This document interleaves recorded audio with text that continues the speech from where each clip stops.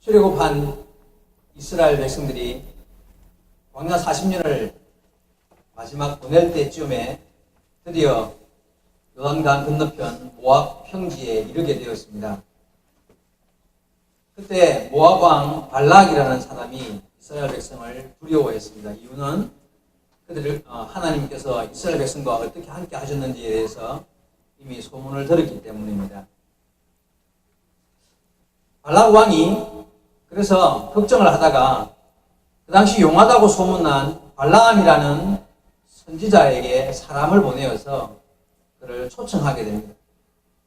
왜 그를 초청하려고 마음먹었냐면 좀 와서 이스라엘 백성을 좀 저주를 좀 해달라. 오늘 읽지 않았습니다만은 성경 민수기 22장 앞에 6절에 보면 이렇게 이야기가 나와 있습니다. 6절 말씀을 제가 읽어보겠습니다. 22장 6절입니다. 우리보다 강하니 청하건대 와서 나를 위하여 이 백성을 저주하라. 내가 혹 그들을 쳐서 이겨 이 땅에서 몰아내려니와 그대가 복을 비는 자는 복을 받고 저주하는 자는 저주를 받는 줄을 내가 알미니라. 이렇게 발락 왕이 발람 선지자를 초청하면서 당신이 좀 와서 저 이스라엘 백성들을 저주해주면 좋겠다 하고 발람을 부른 것입니다. 자, 그날 밤에 발람 선지자가 기도해봅시다 하고는 저녁에 기도를 했는데 하나님께서 그에게 이렇게 응답하십니다. 12절에 이렇게 나와 있습니다. 하나님이 발람에게 이르시되 너는 그들과 함께 가지도 말고 그 백성들을 저주하지도 말라. 그들은 복을 받은 자들이니라. 말씀대로 하나님께서 발람에게 응답하시기를 야 따라가지도 말고 너를 초청하러 왔지만 그들을 따라가지도 말고 이스라엘 백성을 저주하지도 말아라. 결국 발람은 가지 않습니다. 그들을 다 돌려보냅니다. 근데 발락 왕이 포기하지 않는 거예요. 이번에는 더 많은 재물과 또 더 높은 지위에 있는 고관들을 보내어서 끝까지 발람을 모시고 가겠다고 이렇게 사람을 또 보낸 것입니다. 사실 하나님의 뜻은 정해져 있었죠. 근데 이 발람이 욕심이 생기는 거예요. 17절에 보니까 왕이 뭐라고 말하냐면은 17절 제가 읽어보시면 내가 그대를 높여 크게 존귀하게 하고 그대가 내게 말하는 것은 무엇이든지 시행하리니 청하건대 와서 나를 위하여 백성을 저주하라. 당신을 높은 자리에 올려가지고 당신이 말하면 내가 뭐든 다 순종할 것이고 이렇게 좋은 재물과 권력을 약속하면서 불렀단 말이에요.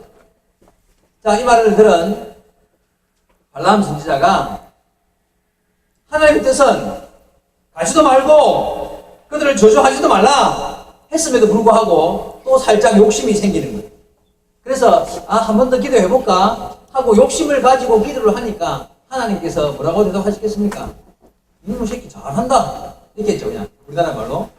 그러니까 이 잘한다는 말이 진짜 잘해서 잘하는 겁니까? 아니죠. 근데 그냥 그 다음날 아침에 그들을 따라 나서게 되는 거예요. 발람이 아침에 일찍 일어나서 두 사람과 함께 평생을 타고 다니던 나귀를 타고 그들을 따라갑니다. 근데 마침 하나님께서 화가 났어요. 그래가지고는 가는 길 앞에 하나님의 사자가 길을 막아섰단 말이에요. 발람의 눈에도 안 보이고 발람의 종들의 눈에도 안 보이는데 그 하나님의 사자가 서서 칼을 빼들고 막고 있는 것을 발람의 그 나귀가 본 거예요. 그래서 앞으로 가지 못하고 옆으로 빗겨서 밭으로 들어갔다. 아까 읽었죠, 그죠? 내용 보니까 밭으로 이놈의 당나귀 갑자기 엉뚱한 길을 가니까 막 그냥 채찍질을 해서 바로 가라고 발람이 채찍질을 한단 말이에요. 또 가다가 보니까 또 좁은 길로 들어서니까 앞에 딱 서 있단 말이에요. 그래가지고 그냥 바로 가지 못하고 막 그냥 벽에다 비비고 화가 나가지고 그냥 막 머리 끝까지 화가 나가지고 막 지팡이로 때렸단 말이야. 가다가 좀 이제는 아예 못 가는 것 같아. 그냥 발람 밑에 숨어가지고 앞에 나가지도 않고 그냥 엎드려서 숨는단 말이야. 자, 이렇게 3번씩이나 때리니까 이 나귀가 말을 하는 거야. 갑자기 그 입을 열고 왜 나를 3번씩이나 때리냐고. 이렇게 나귀가 말을. 참 성경에 이 짐승이 말하는 장면은 제가 알기로는 여기밖에 없는 줄 알고 있습니다. 그때 드디어 하나님의 사자가 이제 그 앞에 발람의 눈에도 보이게 된 것입니다. 32절 아까 읽었던 제일 마지막 구절을 제가 다시 한번 읽어보겠습니다. 32절과 33절을 보겠습니다. 여호와의 사자가 그에게 이르되 너는 어찌하여 내 나귀를 이같이 세 번 때렸느냐. 보라, 내 앞에서 내 길이 사악함으로 내가 너를 막으려고 나왔더니 나귀가 나를 보고 이같이 3번을 돌이켜 내 앞에서 피하였느니라. 나귀가 만일 돌이켜 나를 피하지 아니하였다면 내가 벌써 너를 죽이고 나귀는 살렸으리라. 그러니까 나귀가 피했기 때문에 발람 네가 안 죽을 수 있었다. 이렇게 말씀하신 것입니다. 이때서야 정신을 차렸죠. 그죠? 자, 여러분 이 이야기에서 우리는 하나님께서 얼마나 세상 모든 만물을 사용하여 그 백성의 길을 바른 길로 인도해 가시려고 하는가를 바라볼 수 있어야 합니다. 신약 성경에도 오늘 읽었던 말씀은 민수기 구약이지만 신약 성경에도 이 발람에 대한 이야기가 몇 번 등장을 하는데 그의 말씀이 인용이 되는데 신약 성경에 발람의 이야기가 좋은 사람으로 인용되겠습니까? 별로 안 좋은 사람으로 인용될 것 같습니까? 발람은 재물과 권력의 욕심에 눈이 어두워서 잘못된 길을 갔던 사람으로 계속 인용됩니다. 요한계시록에 보면 7교회 이야기가 나오는데 그 중에 버가모 교회를 책망하실 때 주님이 이렇게 말씀하십니다. 요한계시록 2장 14절에 내게 발람의 교훈을 지키는 자들이 있느니라 라고 책망을 하십니다. 베드로후서 2장 15절 16절 말씀입니다. 그들이 바른 길을 떠나 미혹되어 보올의 아들 발람의 길을 따르는도다. 그는 불의의 싹스를 사랑하다가 자기의 불법으로 말미암아 책망을 받되 말하지 못하는 나귀가 사람의 소리로 말하여 그 선지자의 미친 행동을 저지하였느니라. 아주 한마디로 요약을 했죠. 발람이 어떤 사람이었는지. 유다 1장 11절에도 보니까 화 있을진저 이 사람들이여 가인의 길을 행하였으며 싹스를 위하여 발람의 어그러진 길을 걸어갔도다. 발람은 이와 같이 성경에 물질과 권력의 눈이 어두워서 불의한 싹스를 사랑하고 어그러진 잘못된 길을 걸어가는 아주 악한 자로 미친 행동을 한 선지자로 불려지게 되었다는 것입니다. 발람의 나귀는 성경에 유일하게 사람과 대화를 하고요. 비록 한순간이었지만 오히려 사람보다 더 눈이 밝아서 하나님의 사자를 볼 수 있었던 성령에 감동된 순간을 경험했던 짐승이었습니다. 잘못된 길을 걸어가는 사람에게 왜 나를 때렸느냐? 나는 바른 길을 보고 걸어가지 말아야 할 길을 안 걸어갔을 뿐이다 하고 오히려 사람을 다그치는 교훈하는 짐승이 되었다는 것입니다. 성령에 감동되었습니다. 하나님께서 이처럼 짐승을 사용하는 일이 흔치는 않습니다만 사실은 몇 군데 성경에 나옵니다. 나중에 이스라엘 초대 왕이 사울이잖아요. 사울 때에 블레셋과 싸움을 하면 날마다 지는 거예요. 그래가지고 한 번은 하나님의 법궤, 이 법궤를 들고 나가면 이길 수 있을지 모른다. 그걸 들고 나갔다가 뺏기고요. 지고는. 그래가지고 그 법궤가 블레셋 땅에 가는 곳마다 문제가 생기니까 블레셋 사람들이 그 법궤를 새 수레에다 실어가지고 소 2마리에다가 그 수레를 실려서 베스메스 길로, 그러니까 이스라엘 땅을 향하여 걸어가게 만드는데 그 소 2마리가 막 울면서 그 베스메스 길을 똑바로 걸어가는 거예요. 이유가 뭐냐면 그 소 2마리는 방금 새끼를 낳은 지 얼마 안 된 암소였고요.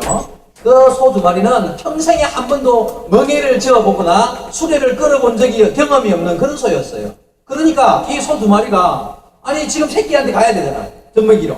거기다가 평생에 뭐 등에다 뭘 실어본 적이 없는데 거기다가 또 멍에를 걸고 무거운 수레까지 걸었으니까 얼마나 막 날뛰고 싶을 거예요. 막 벗어 던지고 싶은데 왜 벗어 못 던졌을까요? 하나님이 2마리를 잡고 똑바로 걸어가야, 그러니까 발은 자기도 모르게 걸어가는데 막 소가 미치겠거든. 그러니까 막 울면서 걸어가더라. 성경에 그렇게 표현돼요. 그게 뭐냐면 하나님이 그 소 2마리를 붙잡고 이스라엘 땅을 향하여 똑바로 걸어가게 하더라 이 말이에요. 하나님이 짐승을 붙잡고 쓰셨어요.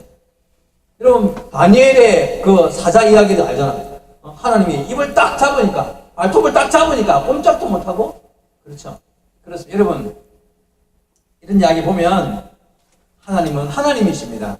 하나님은 하나님의 영광을 위하여 길거리에 돌로 차이는 돌들로 하여금도 소리를 지르게 하실 수 있는 하나님이십니다. 천지 만물 많은 피조물들이 하나님의 영광을 위하여 쓰임받고 하나님의 은혜 안에 쓰임받는 도구가 될 때에 가장 아름다운 도구가 되는 거예요. 여기 꽃이 피었는데 참 신기한 꽃이죠. 꽃이 딱 이파리 하나 이런 것 참 보기 드문데 얼마나 보기에 좋습니까? 꽃도 보기에 있어서 그것도 성전에 와서 하나님 이렇게 나를 만드셨습니다 하고 얼굴을 싹 비춰내고 있으니까 참 보기 좋다. 여러분 낙이라도 하나님이 그를 쓰십니다. 우리는 창조의 꽃, 가장 아름답게 하나님의 형상을 담도록 만들어서 우리를 만드신 하나님께서 가장 아름답게 만든 사람, 여러분 우리를 통하여 하나님께서 얼마나 영광 받으시기를 원하시겠습니까? 나귀도 들어서 쓰시는데 하나님 우리를 얼마나 들어 쓰시기를 원하시겠습니까? 그래서 우리는 먹든지 마시든지 살든지 죽든지 하나님의 영광을 위해 쓰임받는 자들이 되어야 할 줄로 믿습니다. 여러분 그렇게 살아야 돼요. 오늘 본문 보면서 나귀도 하나님의 뜻을 위하여서 사람의 말을 하기 위해서 하나님의 뜻을 전하시는데 나는 하나님의 자녀된 내가 하나님의 뜻을 발견하려고 힘쓰지 않냐고, 하나님 나를 통해 무엇을 하시려고 하시는지에 대해 관심이 없다면 하나님 나를 얼마나 섭섭하게 여기시겠느냐는 거예요. 여러분 하나님의 손에 들림받아서 하나님 손에 붙잡힌 바 되어서 하나님이 원하시는 일을 감당하는 자녀들이 되시기를 주의 이름으로 축원드립니다. 우리는 그 사명이 남아있어서 아직 이 땅에 있는 거예요. 저는 오늘 본문 말씀 속에서 이 발람의 나귀에 대해서 조금 더 집중을 해 보려고 합니다. 방금 말씀드린 대로 발람은 그가 하나님을 두려워하는 사람이었단 말이죠. 그럼에도 불구하고 그 마음이 욕심이 있어가지고 그만 잘못된 어그러진 길을 걸어가는 자가 되었습니다. 그 순간에 하나님이 그를 바로 세우기 위해서 나귀를 사용하셨다. 그 나귀는요 발람을 살리고 이스라엘 백성을 살리는 데 쓰임받는 그런 도구가 되었어요.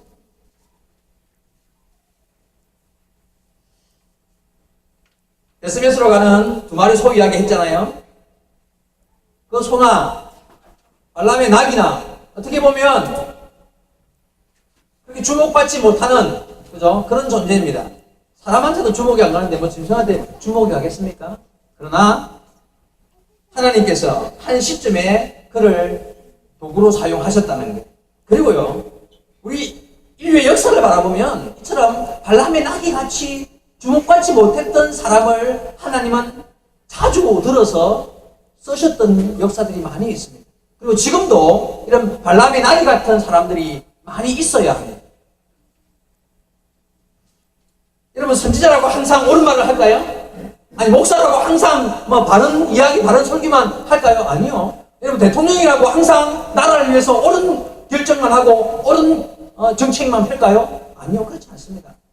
리더라 할지라도 리더가 잘못된 것을 판단하고 잘못된 길을 걸으며 옳지 못한 길을 갈 때에 발람의 나귀 같은 사람이 옆에 있어서 아니요, 틀렸습니다 라고 말하는 사람이 있어야 하지 않겠습니까? 오히려 그렇게 말해주는 사람이 있는 것이 은혜요, 복인 것입니다.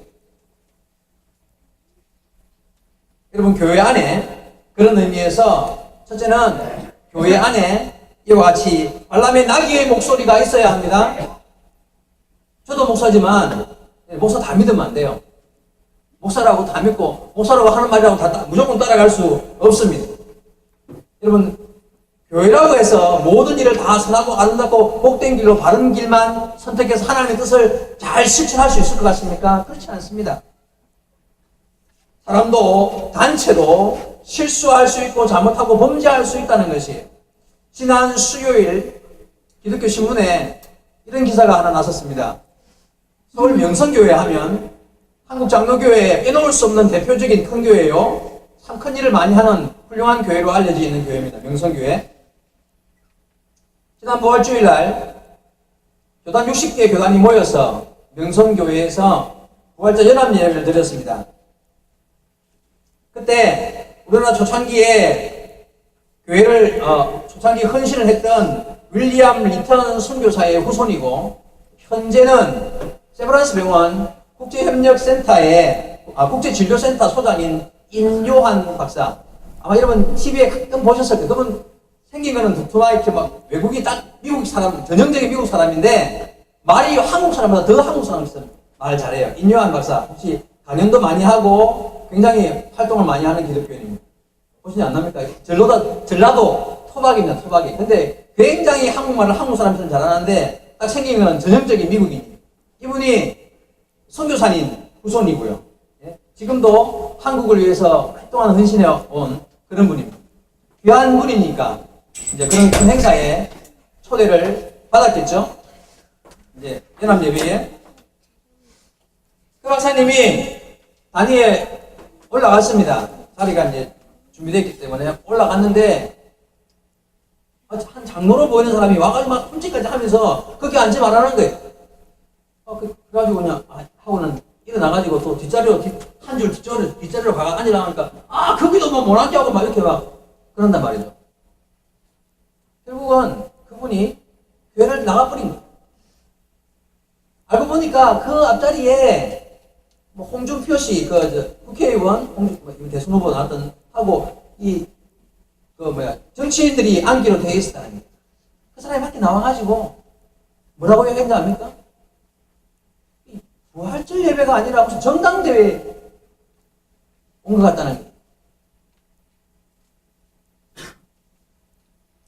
선교사의 가족을 이렇게 잡놈 취급하는, 이런 꼴을 내가 보게 되었다고. 그 사람 한국말 잘해. 전라도 사람이 잡놈이라는 말도 잘 쓴단 말이에요. 그런 이야기를 하더라는 거예요.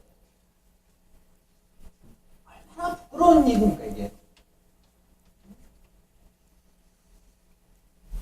여러분, 표를 얻기 위해서 절이든, 천주교든 아무 때나 머리 드밀고 가가지고, 예?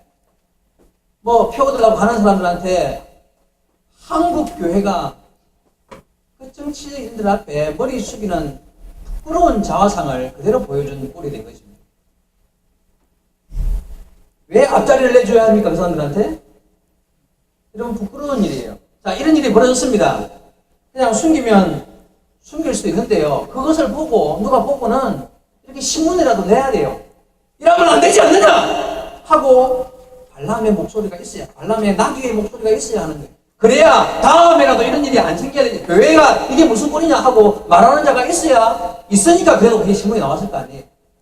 여러분, 하나님 앞에서, 여러분, 목사라고 바른 일만, 교회라고 바른 판단만 하고 옳은 길만 걷는 거 아니에요. 그래서 우리 중에는, 성도는 내가 발람의 나귀처럼 잘못된 것을 바라보고 잘못됐다고 말할 수 있는 그런 사람이 되리라 하는 그런 각오로 우리가 신앙생활을 해야 됩니다.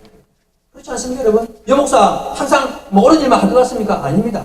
저 잘못된 일도 했고 할 수도 있습니다. 얼마든지. 그럴 때에 여러분들 같이 평신도이지만 같이 깨어서 하나님의 성령에 감동된 나귀처럼 옳은 말을 할 줄 아는 사람들이 있어요. 다 그런 삶이 돼야 돼요.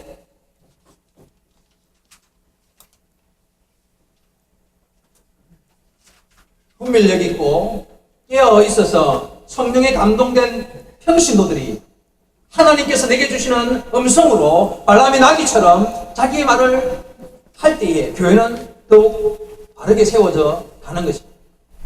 물론 그냥 막 대놓고 아무 말이나 내가 하고 싶은 말, 내 마음에 담아있는 말 그냥 하라는 뜻은 아니잖아요.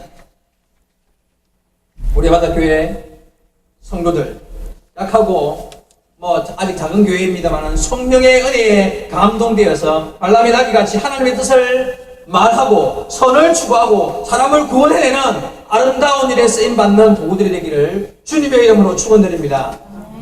우리 그런 삶을 살아야 하는 여러분 가슴에 손을 얹고 나는 성령에 감동된 발람의 나귀가 되리라 그런 각오하십시오. 성령에 감동된, 그래서 내가 옳은 것을 바라보고 옳다고 이야기하고 그런 것을 바라보고 그러다고 말할 수 있는 하나님의 은혜의 삶을 내가 살리라 그런 각오로 신앙생활을 해야 한다.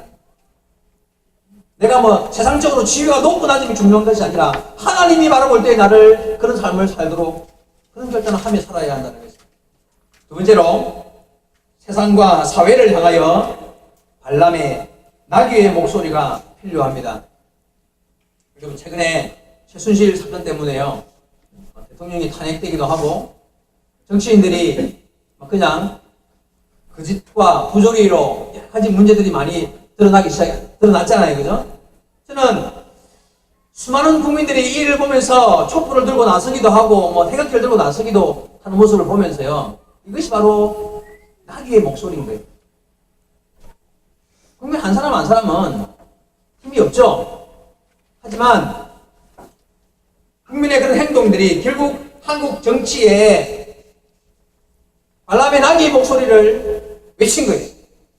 그 목소리를 들은 정치인들이 뜨거워하고 그래도 정신 차릴 수 있는 기회를 받았다고 생각합니다. 물론 앞으로 더 잘 보아야 할 것입니다. 그러나 이런 일이 일어나고 그래도 바른 길로 갈 수 있도록 방향이 잡힌다는 것은 그래도 하나님의 은혜인 거예요. 촛불 들고 태극기 들고 나갔던 사람들이 다 개인적으로 옳고 그런 말 어떻게 다 모르지만 그러나 발람의 나귀들이 되어서 외치고 야 이게 잘못된 거 아니냐 하고 말하는 것이 그래도 은혜였다는 것입니다. 우리는 세상을 향하여서 이같이 말하는 자가 되어요.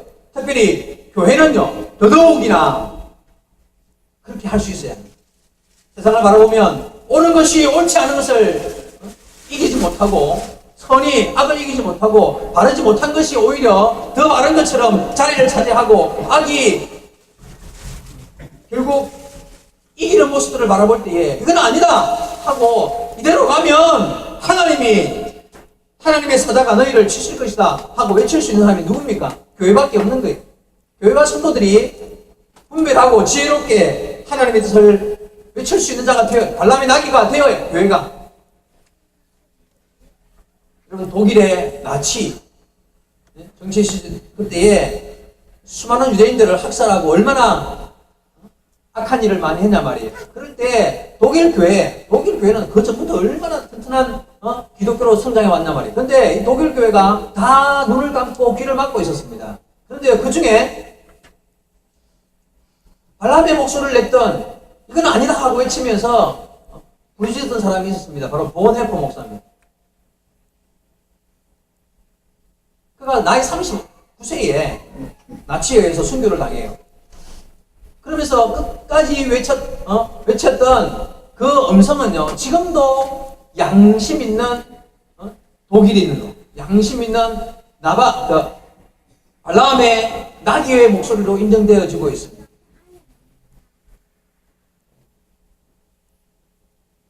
깨어있는 자만 하나님의 성령의 은혜에 감동되어서 하나님이 원하시는 말을 할 수 있는 거예요.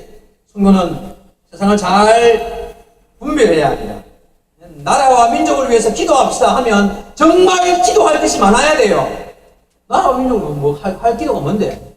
교회 누구 다리 아프다는데, 그거는 그런 기도는 할지 몰라, 하면서, 나라와 민족을 위해 기도합시다 하면 할 말이 없습니까? 그만큼 관심이 없는 것이고, 교회가 교회로서의 위치를 지키지 못하는 증거입니다. 우리는 여기에 모여서 우리끼리 속닥속닥 잘 먹고 잘 사는 것이 목적이 아니라 세상을 향하여 발람의 목소리, 발람의 나귀의 목소리를 외쳐야 할 사명을 받은 자임을 알고 기도할 때 나라를 위하여 기도하며 정신의 바른 나라를 위장하는 자들을 위하여서 정치를 위하는 사람들을 위해서 기도해야 할 책임이 우리에게 있다는 거예요.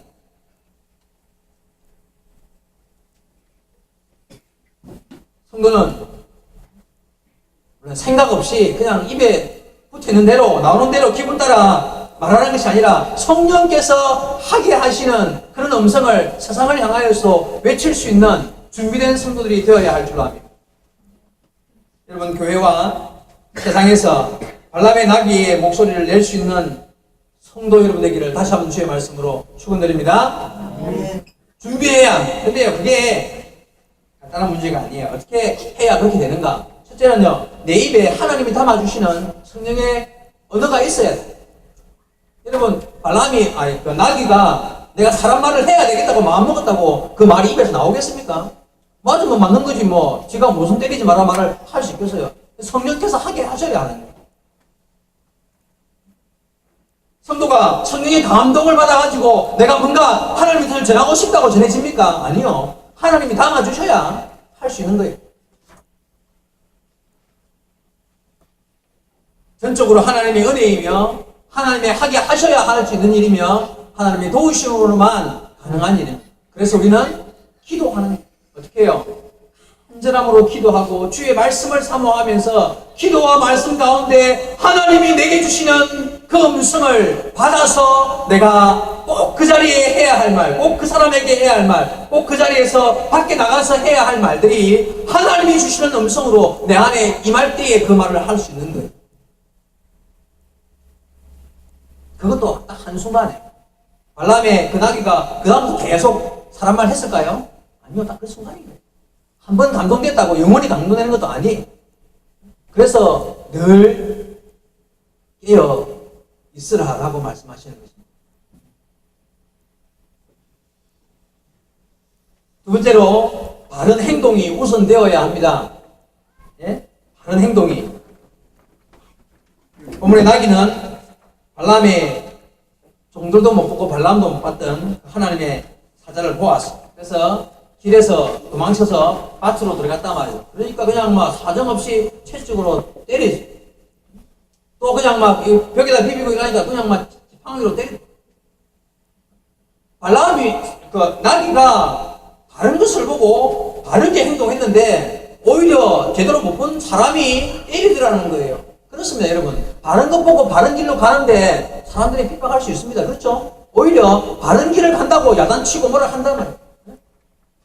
나중에 아까 읽었죠? 그래가지고 왜 나를 세 번이나 때리냐 하니까 내가 칼 들고 있었으면 네 찌기 삐다 이런다.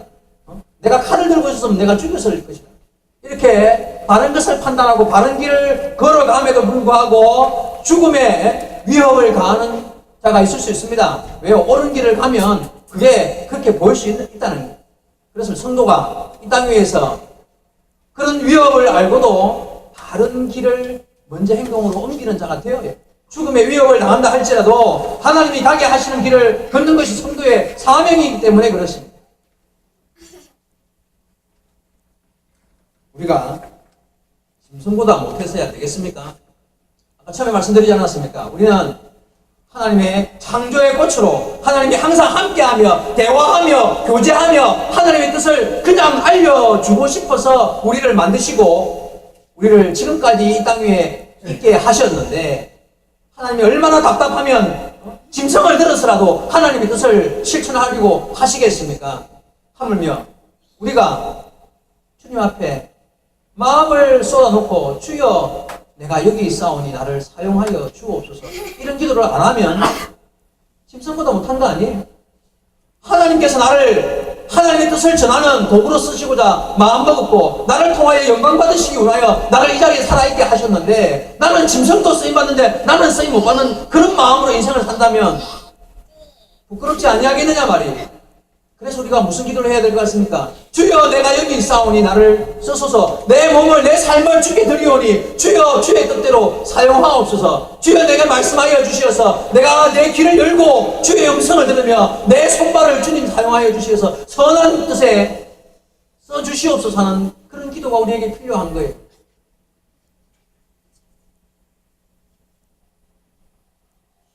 주님께서 내 삶에 관여하시고 내 삶을 다시 한 번 더 인도하여 주시어서 하나님이 쓰시고자 하는 그 길에 내가 쓰임받기를 원합니다 하는 마음의 기도가 우리에게 늘 있어야 합니다.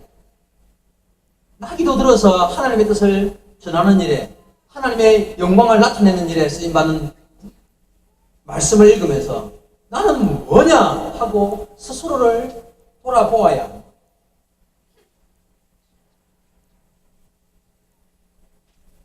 우리 예바다 교회에 하나님께서 쓰실 줄로 믿습니다.